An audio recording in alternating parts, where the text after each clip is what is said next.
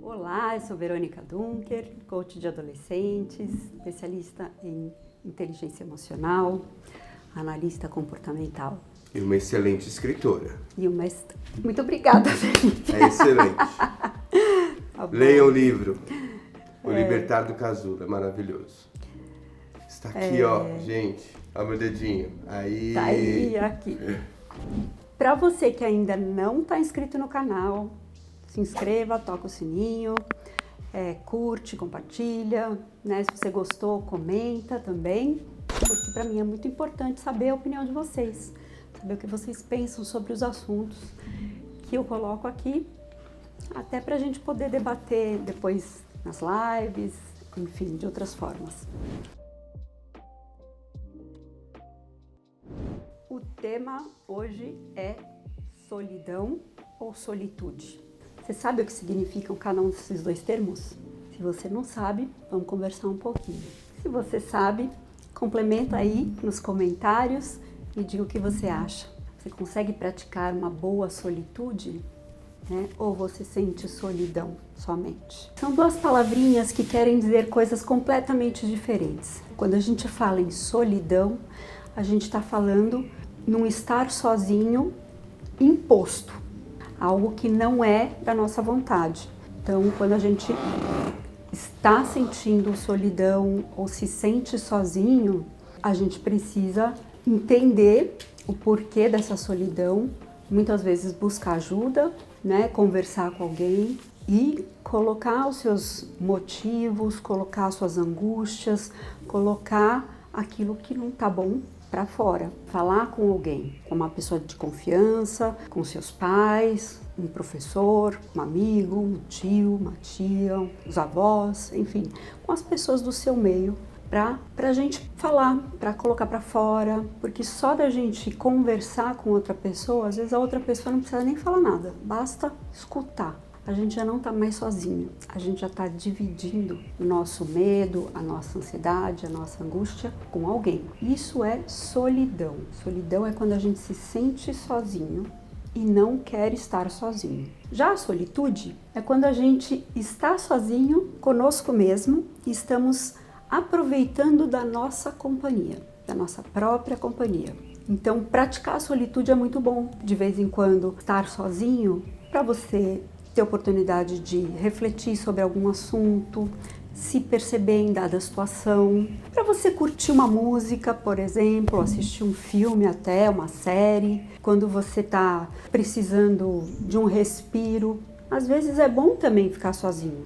Muitas vezes é legal estar em grupo, legal estar com os amigos, com a família, com as outras pessoas, mas muitas vezes a gente precisa desse momento só, né, para que a gente consiga se entender em determinada situação, com relação a determinado tema. A solitude, ela é um momento que a gente tem para sempre. Se a gente está sempre sozinho, tem alguma coisa errada.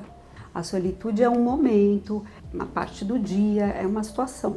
Assim como a solidão, às vezes, também é um momento, uma situação, mas a gente deve procurar ajuda se a gente está se sentindo mal com esse estado de autocompanhia. Verônica, recentemente nós passamos aí pelo mês de setembro, que é representado pelo Setembro Amarelo. Muitas vezes nós vemos que a solidão, ela pode ser talvez a causa ou a consequência de problemas maiores, e a gente vê que isso acontece muito, cada vez mais entre os mais jovens. O que você poderia dizer de uma forma como alerta, como percepção, tanto para os pais quanto para o próprio jovem, perceber quando esta solidão de fato ela pode se tornar algo perigoso, ligar o alertinha?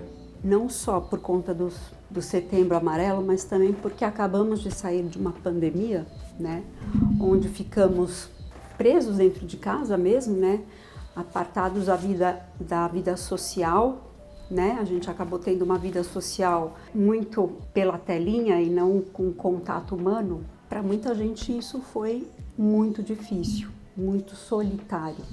Quando que a solidão começa a se tornar algo perigoso? Quando Quando a gente se sente desconfortável, ou quando a gente acha que ninguém vai querer nos ouvir, ou quando a gente se sente sozinho, mesmo tendo muita gente em volta. Um abandono, né? Um abandono. Todos nós temos os nossos dia a dia. A gente tem as nossas atividades diárias para fazer e principalmente quem mora em grandes cidades acaba caindo na rotina, entrando na vida no automático, né? Resolver problema um atrás do outro, e muitas vezes a gente acaba não percebendo as pessoas à nossa volta. Alguém que está precisando de uma ajuda, alguém que mudou de comportamento, alguém que está mais solitário. Para os pais, mães, professores, enfim, todos aqueles que são orientadores de outras pessoas, né? É importante que a gente ligue sempre o alerta para perceber quando aquele orientado, aquele filho, aquele jovem mudou de comportamento. Antes era alegre, tinha amigos, saía e de repente ele só está no quarto, não quer sair, não quer socializar com ninguém. Depois da pandemia, muita gente ficou com receio de sair. Teve aqueles que, nossa, abriu a porteira e saíram correndo, né? Mas existem aqueles que ficaram com certo medo de sair, um certo medo de se relacionar. E aí, para esses, a gente precisa ter uma atenção, né? Porque somos pessoas que vivemos em sociedade. Então, da mesma forma que existem os momentos solitários, a gente também tem que ter os momentos em vida social. Isso tem que ser equilibrado para que a gente consiga trocar. Se a gente só está sozinho, se a gente só está quietinho, e geralmente aquelas pessoas que se sentem sozinhas, elas desistem de procurar ajuda, justamente porque elas estão se sentindo sozinhas, elas estão se sentindo abandonadas, se sentindo rejeitadas muitas vezes, né? Não, veja bem, não necessariamente é um abandono de fato, é uma rejeição, mas às vezes a gente sente assim, se a gente está entrando numa depressão, se a gente está começando a desenvolver uma ansiedade, né, ou algum outro distúrbio. Então, nesse caso, para aqueles que cuidam de alguém, é observar a mudança de comportamento dessa pessoa e se colocar à disposição para conversar, né?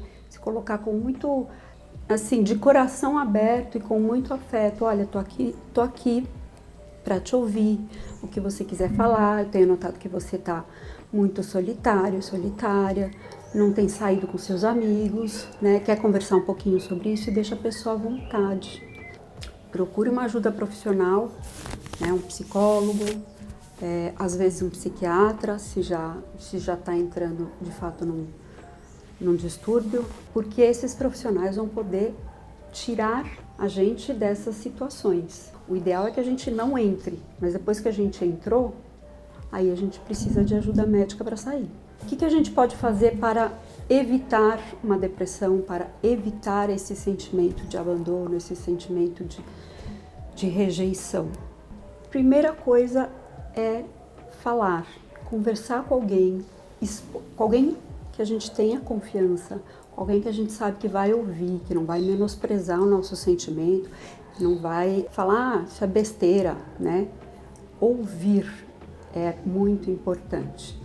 E falar também é muito importante. Então, se a gente está se sentindo só, se a gente está se sentindo sem perspectiva, a gente deve falar para uma pessoa. Fale para uma, porque essa uma vai poder te ajudar. Para quem não tem ninguém para falar, existe o CVV 188, onde você pode ligar. E aí tem pessoas lá que vão conversar com você. Ou procurar os CAPs, né, que são os Centros de Apoio Psicológico.